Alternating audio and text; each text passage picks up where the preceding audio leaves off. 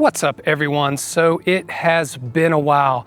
I have been super busy at work. All of my attention and my focus have been on my day job as an IT director. I've had to fill my system admin role, so I've been hiring and interviewing, and all of my attention has been focused on that. I haven't had the bandwidth, even on the weekend, to devote to YouTube.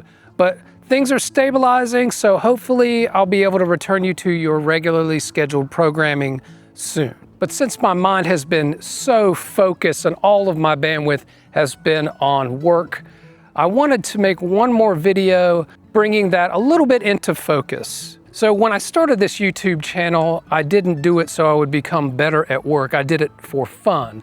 But this YouTube journey really helped me hone in my communication skills when it comes to explaining complex technology to people who are not as technical as you or I. And if you've ever tried to explain something super technical like computer security, multi-factor authentication, or even the exposure triangle on cameras, you find that people tend to tune out pretty quickly. And that's literally my job as an IT director, to take these complex technical things and explain them to C-level and ownership in a way that they can understand it as well. And literally, YouTube creation has completely changed the way that I communicate at work now. So really the problem is that us technical folks, or us camera enthusiasts, tend to over-explain things. It's not a knowledge problem, it's a communication problem, really.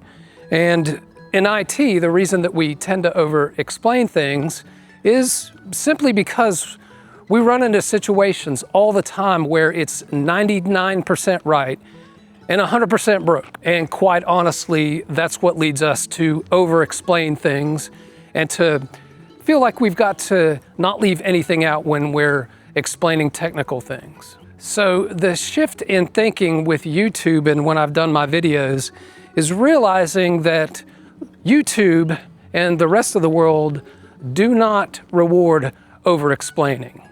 They actually reward clear and concise communication and structure. It can be harsh, but watching your own videos and watching your own communication styles when you're editing will help you to see exactly what you're doing right and what you're doing wrong when it comes to communicating these things. And that mindset has carried over to my work, and it has improved significantly the way that I communicate. So for example, when I would explain multi-factor authentication, or MFA, I would go into all these technical details about how mathematically they've programmed the keys to exchange at a certain rate that mathematically makes it impossible for someone to guess the codes. And I'd go into deep technical details, cryptography and all that, trying to make myself look smart or sound smart. Nowadays, I just say that your authenticator app is like a keychain, and the keys that you get from the applications are just like keys that you slide onto that keychain. Nowadays, you have to use both a username, a password, and that digital key in order to gain access to systems. And then you stop there. You let them ask questions. I had to actually unlearn my desire to sound smart or be the smartest person in the room by brain dumping a bunch of computer jargon or technical jargon on someone. And that was my way of convincing people of what I wanted to convince them of, or what I wanted to show them or explain to them. And I had to relearn that that might work with peers in IT, but that doesn't work with the general public, and that doesn't generally work with executive level staff and ownership.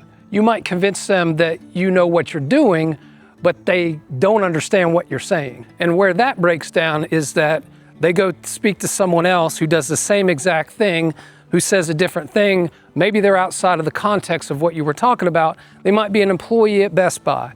And then what happens is they end up having to decide between two people who sound smart, but they don't understand either one of them. But you know who does understand this?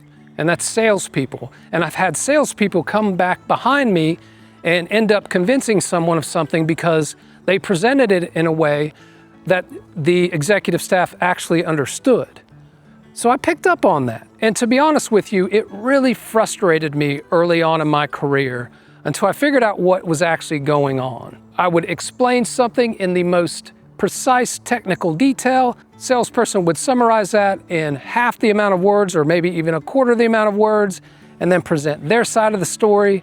They would end up winning the argument or convincing the person that I was trying to convince of something else. And I had to be the one who ended up implementing it. In other words, it's not really about who is correct, it's about who they understand. And additionally, this breaks down if one of your projects ends up failing or taking a turn into a different direction because of something that was unknown at the time. What happens when that occurs is that you have to go and re-explain everything exactly in technical terms why it went awry. And then at that point it comes down to trust, because they don't really understand what you're saying. They just know that something went wrong. This YouTube journey has made me understand that you need to put clarity over cleverness, because the goal is not to be clever, it's to be understood. So when I'm speaking to executives, I make sure that I'm clear and concise rather than trying to be clever and show all of the details. Because executives want confidence and clarity. They want to trust you that you know what direction to take this in. They don't want to know and have you prove that you know all of the details. You want to convey, I got this, I've thought about all the complexities, and I'll take care of that behind the scenes, but this is the direction that we need to go in. So when you're watching videos like this back when you're editing, you can see exactly where you went overboard, where you started rambling, and you can kind of reel that in. You might not be willing to do the whole video over, but you can at least try to structure it differently the next time. Additionally, you learn to pay attention to patterns and not all of the noise. We get a lot of spam, for example. We get a lot of phishing that makes it through our security filters.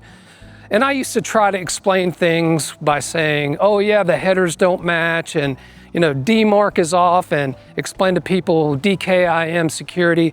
But in reality, it comes down to this.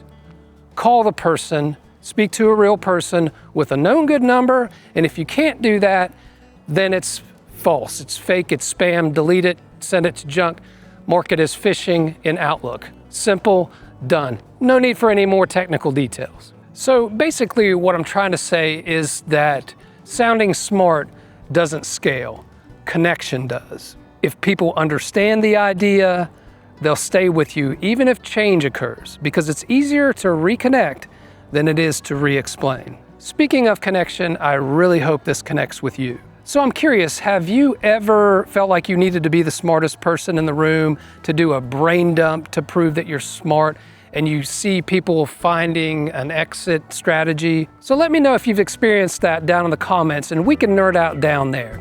But speaking of an exit strategy,